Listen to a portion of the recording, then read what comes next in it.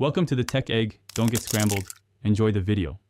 In this video, I will explain how to perform the 5-step breakdance move. This foundational footwork is crucial for building your breaking skills. We will start by getting into the initial position, then learn the very first step.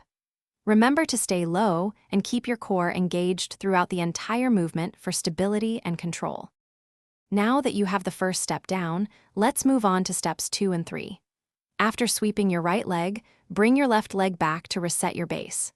Then, mirror the first step by sweeping your left leg under your right.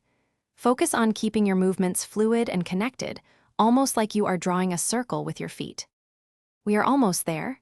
For step 4, bring your right leg back to complete the rotation.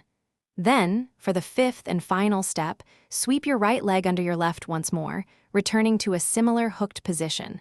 This completes one full rotation of the 5-step. Practice these last 2 steps to build confidence and precision. The 5-step is a fundamental move that requires consistent practice. Aim for smooth transitions and controlled movements, keeping your body low to the ground. Don't be afraid to experiment with different speeds and directions.